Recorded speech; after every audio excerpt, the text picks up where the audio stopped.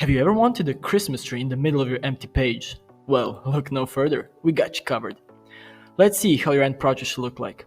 By pressing this button, we unleash the Christmas joy, and the number we choose will determine how tall our Christmas tree will be.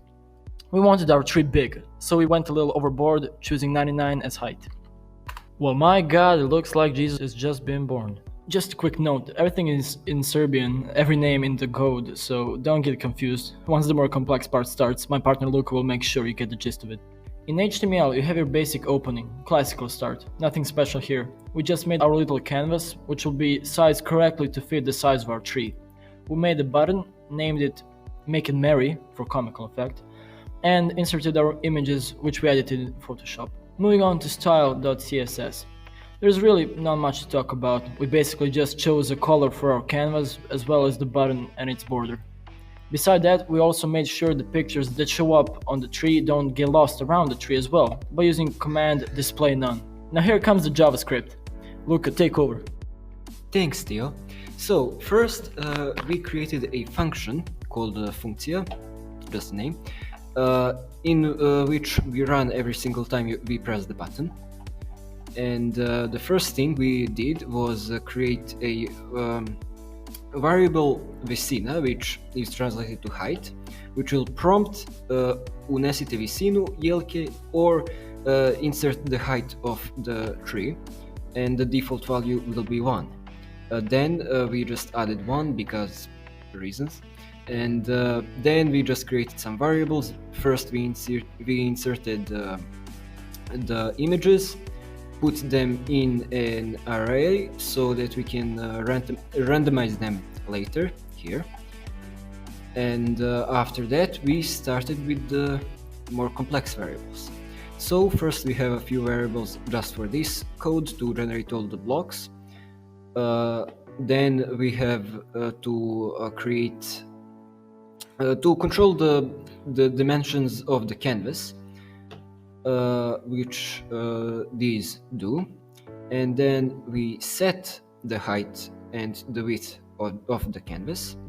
We create a coordinate system in the canvas, and then we begin our path. We also create, we specify a color of the image we are drawing, which is why our tree is green while the background is red. Then we clear the rectangle, which is just so you can constantly repeat the same function without having to refresh the page. And now we begin the for loops.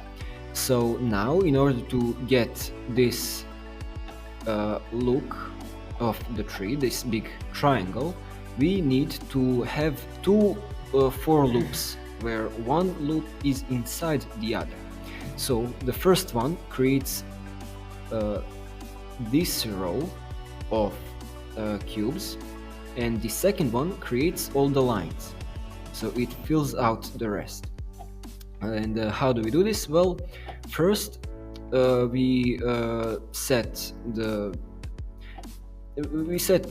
say how much we want the tree to grow, how big we want our tree to be, by having a variable I, which starts off with 0. We say we want it to be less than visina, or height, which we set it up here, and then we said that it will grow by 1 every single turn.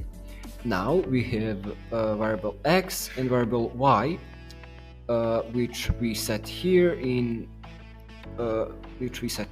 said they are 0, and now we are adding 80 and 160.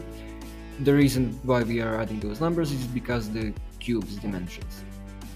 Now we draw the cube. I know this looks complicated, but it's really not. It's just we take the width of the canvas divided by 2, so it would be in the center. We get rid of x, so it would move left, and add 80 because that's the middle. Then we set the y, which will be 10, so it wouldn't really just hit, so it wouldn't touch the for the top of the canvas. So it wouldn't touch the top of the canvas, it would just be a little bit less. So it just looks nicer. We add Y every single time, so it will move lower, and we subtract 160 so that it would fit. And we basically do that for every single line of the cube, which is why we add this 80 and 160. Then we also have another for loop, which is less than A, and A we set it would be 1. So the first time this runs, this code won't, this for loop won't actually run, because the moment it adds 1, this basically means that this whole for loop is false, meaning that it won't actually go off. It won't run this code even once. And then we just draw the cube again and add z, which is the offset for the which is the width of this cube, so it would go fill out the row. And now, because we say that z is equal to 0, now we reset it every single time and add A, so it would grow by 1 every single time this goes down once. And that's how we get the tree. So now we want to generate the images. We need to put them like this. So first we set the variables, which are the same we set here, only now they have a different name. Then we check if Vicina, which we set here, is bigger or equal to 3, because the place where we want to put the images is on this little place here, which doesn't actually appear if the height or the Vicina is less than 3. So after we check that, we literally do the same for loop, only with different values. So we again set it so it would be less than 3, because again we want to check if it's bigger or equal to 3, which means that the height is smaller. Then we just add these two, make them basically increase by 1 every single time this code runs, and then we start with these things. And this piece of code generates a random number between 1 and 10 and puts it in this variable right here.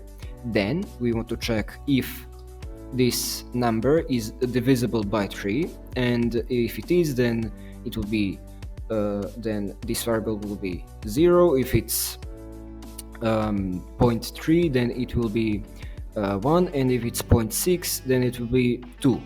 So we take those values and we put them in here.